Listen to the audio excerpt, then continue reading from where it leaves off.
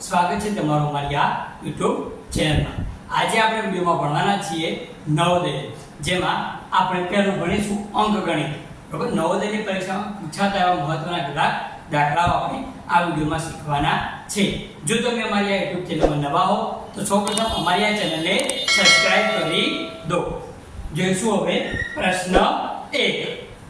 2,67,59,028 માં 9ની સ્થાન કિંમત અને વાસ્તવિક કિંમત વચ્ચેનો તફાવત કેટલો થાય? અહીં આગળ આપણે કોઈ સંખ્યા આપી છે, એ સંખ્યામાં 9ની સ્થાન કિંમત અને એની વાસ્તવિક કિંમત વચ્ચેનો તફાવત શોધવાનો છે। આપણને કેટલાક ઓપ્શન આપેલા છે, તો આપણે 9ની સ્થાન કિંમત શોધીશું પહેલા કે 9ની સ્થાન કિંમત બરાબર, તો 9ની સ્થાન કિંમત કેટલી થશે? 9 કયા સ્થાને છે? 1000 ના, તો 9000।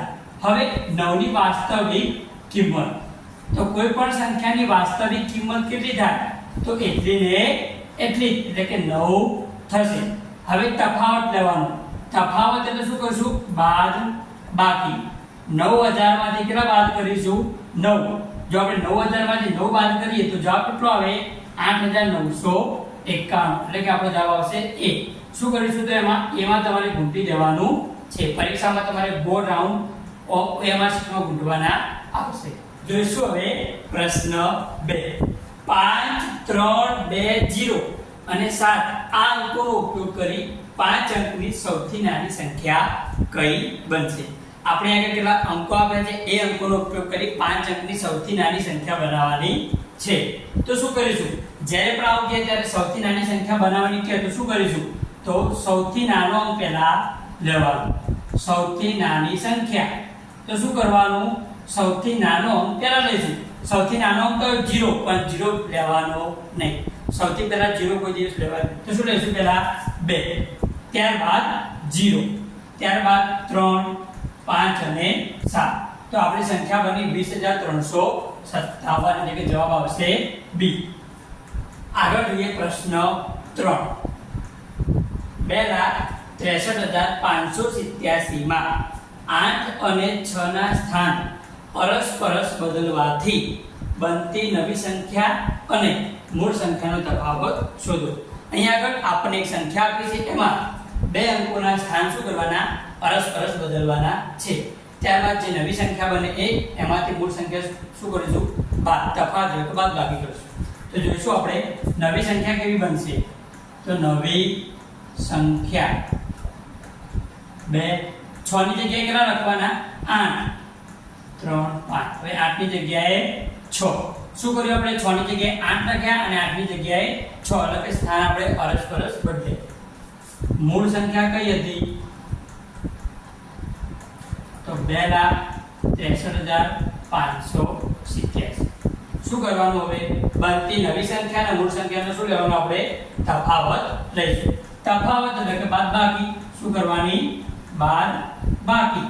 તો નવી સંખ્યા બની 2,83,567, એમાંથી 2,63,587 શું કરવાના?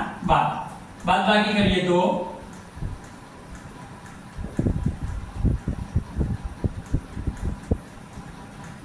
7 માંથી 7 જશે તો 0, 6 માંથી 8 ના જાય, 6 ના જગ્યાએ 16, અહીંયા આગળ ઘટી જાય 4, 16 માંથી 8 જાય તો 8, 4 માંથી 5 ના જાય, 4 ને ચેકિંગ કરીશું 14, અહીં ઘટી જાય 2, 14 માંથી 5 જાય તો 9, 2 માંથી 3 ના જાય પાછા 2 ને ચેકિંગ 12, અહીં થઈ જાય 7, 12 માંથી 3 જાય તો 9, 7 માંથી 6 જાય તો 1, 0, તો 19,980। કેટલો જવાબ આવ્યો? 19,980, એટલે કે જવાબ આવ્યો B। જોઈશું હવે આગળનો પ્રશ્ન 4। 10 મિલિયન એટલે કેટલા થાય? 10 મિલિયન એટલે કેટલા થાય? આપણે જોયું છે Instagram, Facebook માં જોયું છે મિલિયન, 1 મિલિયન ફોલોવર, અથવા તો Facebook માં પણ જોયું છે, YouTube માં પણ જોયું છે। તો 1 મિલિયન કેટલા? તો 1 મિલિયન એટલે કેટલા થાય? તો 1 મિલિયન એટલે 10 લાખ થાય। કેટલા થાય? 10 લાખ। તો 10 મિલિયન એટલે કેટલા થાય? 10 મિલિયન એટલે 1 કરોડ। 1 મિલિયન એટલે 10 લાખ, તો 10 મિલિયન એટલે કેટલા થાય? 1 કરોડ થશે, એટલે કે જવાબ આવશે આપણો C। હવે આયા પ્રશ્ન 5। 24,000 + 25 શતક + 35 દશક વત્તા 14 એકમ બરાબર ખાઈ જગ્યાએ આપણને આગળ ચાર ઓપ્શન આપેલા છે. હવે 24,000 એટલે કે અંકોમાં લખું છું 24,000. 25 શતક, 25 શતક એટલે કે 100 વડે ગુણો. 25 શતક એટલે 2500. 25 શતક એટલે કેટલા થાય? 2500.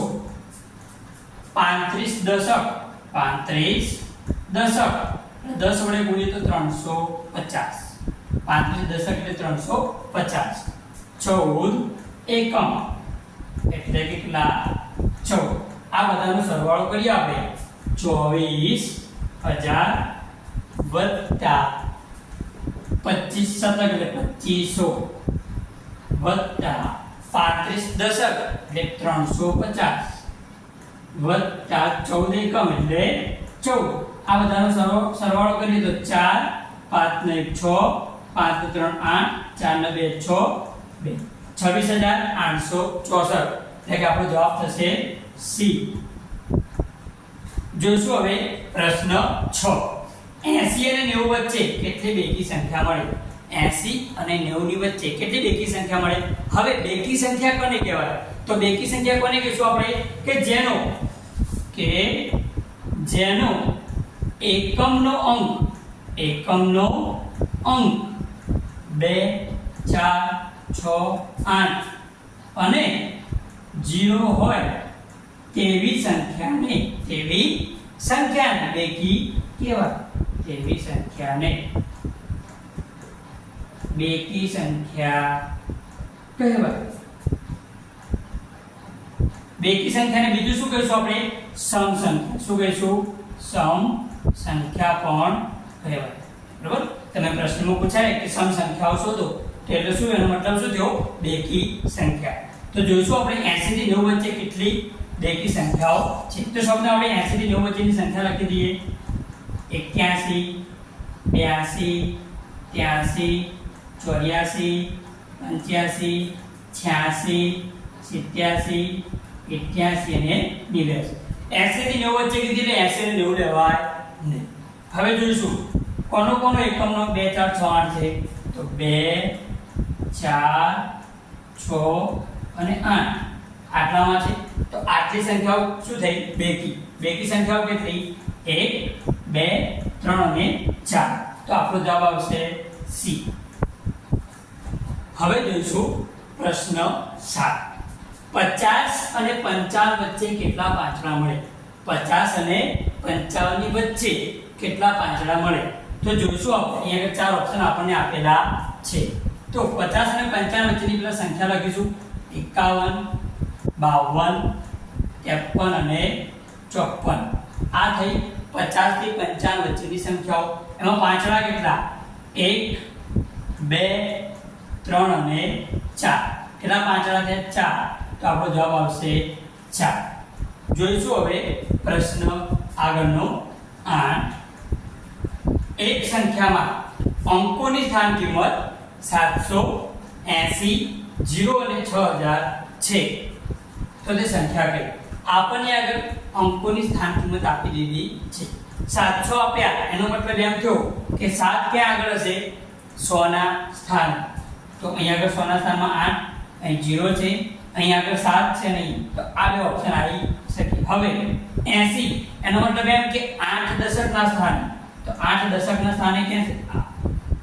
ઓપ્શન ડી આપણો જવાબ થશે. જોઈશું આપણે 700 એટલે કે 7 100 ના સ્થાને, 80 એટલે કે 8 દશકના સ્થાને, 0 એકમના સ્થાને હશે, 6000 એટલે કે હજારના સ્થાને હશે. તો આપણો જવાબ થયો ડી 6780. જો તમને આ વિડિયો ગમ્યો હોય તો વિડિયોને લાઈક કરો, વિડિયો તમારા મિત્રોને શેર કરો. જેમને પણ નવોદયની પરીક્ષાની તૈયારી કરતા હોય એમને આ વિડિયો શેર કરો અને મારી આ ચેનલને સબસ્ક્રાઇબ કરો. Thank you.